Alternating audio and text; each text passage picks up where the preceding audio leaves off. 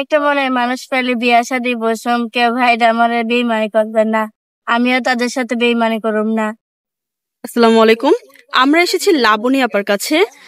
চন্দ্রিমা উদ্যানে তার সাথে দেখা হয়েছে। এত সুন্দর একটি মেয়ে হয়েও তার কিনা মনের মতো ছেলে পায় না।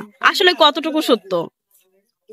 সত্য, মনের মতন একটা মানুষ পেলে বিয়া বসম, যেটা সত্য কথা। বাইরে বাংলাদেশে একটা মনের মতন হলে মনের মতো বলতে কেমন হবে আপনার মনের মানুষটা? কালো হোক আর সুন্দর হোক, একটা হলে মনের মতন। আপনার মনের মতো হইতে হইলে কেমন হইতে হবে? বুড়া আমার একটা হইলেই হয়েছে। তাহলে আপনি কি এই যে এত ছেলে আপনাকে তো দেখার সাথে সাথে পছন্দ হয়ে যাওয়ার কথা বাংলাদেশে যা দেখবে, কারণ আপনি তো খুবই সুন্দরী। আপনি জানেন না, আপনি আয়না দেখে কখনো দেখেন নাই যে আপনার চেহারা কেমন?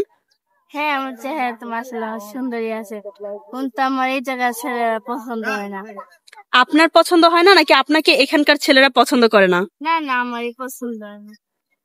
আপনি তো বললেন যে আপনার কালো ধলা কোনো কিছু হইলেই সমস্যা নেই, একটা ছেলে হইলেই হয়েছে। তাহলে বলছেন যে পছন্দ হয় না। আসলে বিষয়টা একটু বলবেন? কি বলবো, অনেক কষ্টে আছি। ঘর ভাড়া থাকি 2,000 টাকা রুম ভাড়া। আমার একটা দাদি আছে, বুড়া মানুষ, চোখে দেখে না। দাদির কাছে ছোট কালতে বড় হয়েছি।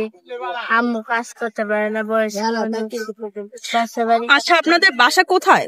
আমার বাসা নবীনগর, সাভার পোড়াবাড়ি। এখন সাভার পোড়াবাড়ি আপনারা কি বেদে সম্প্রদায়? না না, আমরা গৃহস্থ। কিন্তু ওইখানে তো সব বেশিরভাগ বেদেরাই থাকে আমাদের জানা। আচ্ছা আচ্ছা। তো দেখা যায় যে আমাদের তো অনেক ভাইয়েরাই আছে যে আপনি কি বিয়ে করার মতো। আপনার পরিবারে কে কে আছে এখন? তাহলে কয়জন থাকেন? আমার একটা ছোট ভাই আছে, টাকার জন্য পড়ালেখা করাইতে পারি না। আপনি পড়াশোনা করেছিলেন? হ্যাঁ, পড়াশোনা করছি, অল্প করছি, মাদ্রাসায় পড়ছি। মাদ্রাসায় পড়েছেন? কি পর্যন্ত পড়েছেন মাদ্রাসায়? পড়ছি 3 পর্যন্ত, পড়ছিলাম। টাকার জন্য পড়ালেখা চাই না। 3-2 পর্যন্ত পড়েছেন? তো তারপর থেকে কি করছেন? এত বছর ধরে কি করছেন? কি কাজ বাজ করতেছেন? সেলাই মেশিন কাজ করি। পরে দেখেন যে আমার একটা সেলাই মেশিন কিনা দিত, বাসা চালাইতাম। সেলাই মেশিনের কাজ পারেন? শিখতেছি আর কি। ও, কোথায় শিখছেন? শিখছি আমাদের সাভারে আর ইস্টার্নে। ওইখানে ট্রেনিং সেন্টারে যে শিখতেছেন? তাহলে এখন আপনার মূলত কি দরকার? মনের মতন মানুষ পেলে বিয়ে বসেন।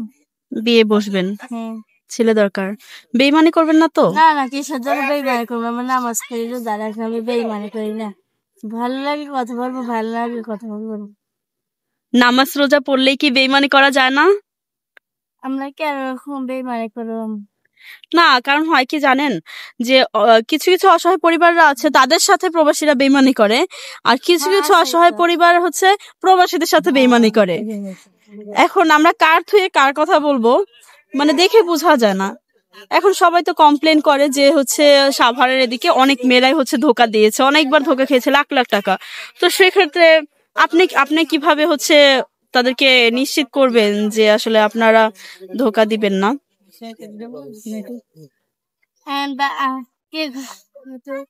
না না, দিবেন না। কিসের জন্য ধোকা দেবো? আমরা বিয়ে করতে চাইলে তো বিয়ে বসা লাগবে, একদিন না হলে একদিন বিয়ে বসা লাগবে। তো বিয়ে বসা লাগবে, এটাই মূল কথা।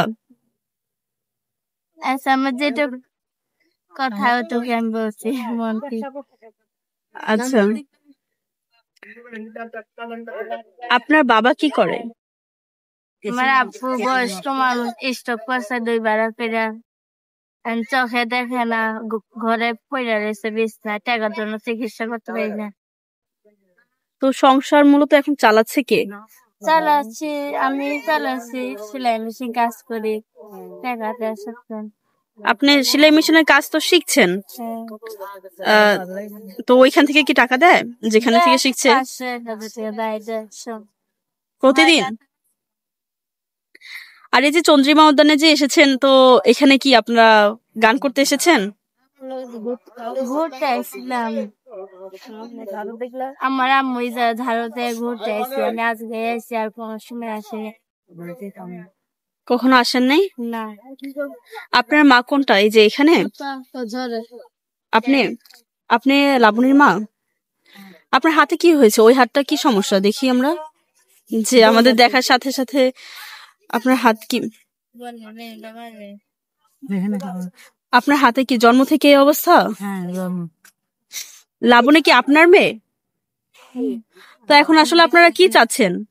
একটা মনের মানুষ পালে মায়াদারে বিয়া দেবো, সুখে শান্তি থাকবে। বুড়া হোক আর জোয়ান হোক, সে যদি ওর পাশে দাঁড়াইতে পারে, ওনারে খাইতে পারে, কাপড় চাপড় বহর দিতে পারে, তার কাছে বিয়া দেবো। আপনার কয় মেয়ে, কয় ছেলে মেয়ে? আমার 3টা মায়া। আর ছেলে? 2টা। কে কতটুকু? সবার বিয়ে শাদী হয়ে গেছে? 2টার হয়েছে। কি মেয়ে দুজনের বিয়ে হয়েছে? আর একটা সে কি সবার ছোট? এরা সবাই ছোট। বয়স কত লাবণীর? 18। দেখে তো 18 মনে হচ্ছে না। 15 হবে। 15 এরকম। তো এখন এই বয়সে বিয়ে শাদী দিয়ে দিবেন কেন? না, ঘরে মায়া থাকা তো ভালো না, ভালো ছেলে পালে বিয়া দিয়ে দেবো। আপনার মেয়ে কি আচ্ছা প্রেম প্রীতি করো? না না, কখনো দেখছেন? না, মনের মানুষ পাই না এখনো। পায় নাই? না, সে যদি ওনার পাশে দাঁড়াইতে পারে, ওনারে খাওয়াইতে পারে, পরম দিতে পারে, ওই তার কাছে আমি বিয়ার সাথে দিই। আমি একটা অসহায় মানুষ, আমি খুব কষ্ট আছে। এই মেয়েটার নিয়ে এখানে ঘুরতে আইছে, একটু গান বাজনা করে, 2-1 টাকা পা, আবার সেলাই মেশিন শিখতেছে। তারপরও কি দরিদ্রতা যাচ্ছে না আপনাদের? না। জীবনের মানেটা আসলে কি বুঝো তুমি তোমার এই বয়স থেকে? কি বলবো? তোমার কাছে তোমার নিজের জীবনটাকে নিয়ে কি খুব খুশি যে অবস্থায় আছো? হ্যাঁ, খুশি তো থাকবো। যাদের তো দেখা যায় যে কোটি কোটি টাকার মালিক, তারাও কিন্তু উপরের দিকে তাকায়, তারা কত বড় লোক, কিন্তু তুমি যে অবস্থায় আছো সেই অবস্থায় বলছো যে আলহামদুলিল্লাহ। আলহামদুলিল্লাহ। যাক, এরকম মানসিকতাটাই আসলে একটা মানুষের ভিতর দরকার, যে আমি যেখানেই আছি, যে অবস্থা আছি, হয়তো বা আল্লাহর কাছে আশা করতেছি যে ভালো রকম কেউ পাক, যাতে আমাদের দরিদ্রতা ইয়া হোক। যাই হোক, আপনাদের তাহলে কি নাম্বারটা কি আমরা, যে আপনাদেরকে সহযোগিতা করবো তাকে আমরা নাম্বারটা দিয়ে দিব, আপনাদের নাম্বারটা? ওকে। তো যদি তাদের সাহায্য না করতে পারেন, অন্তত একটু শেয়ার করে দিবেন, যাতে হচ্ছে অন্য কেউ সাহায্য করতে পারে, তাদের পাশে দাঁড়াতে পারে। আসলে তারা খুবই অভাবে আছে। তার বাবাটা স্ট্রোক করে 3-4 বার অবস্থা ঘরে পড়া, আর এই যে তার মাটা একটা হাত জন্ম থেকেই প্রতিবন্ধী, ওই যে ওই হাতটা, আর আরেকটা হাত ভালো আছে। সেই হাত দিয়ে এই যে যে চন্দ্রিমা উদ্যান, সেখানে হচ্ছে সে কি করে, ঝাড়ু দেন রাস্তায়। আর আপা পড়াশোনা করতে পারেনি। এই করুণ অবস্থা দেখে যদি কারো মায়া হয়, তাহলে তাদের সাথে সরাসরি যোগাযোগ করতে পারবেন, কিংবা একটু শেয়ার করে দিতে পারবেন। এ পর্যন্ত সবাই ভালো থাকবেন, সুস্থ থাকবেন। আল্লাহ হাফেজ।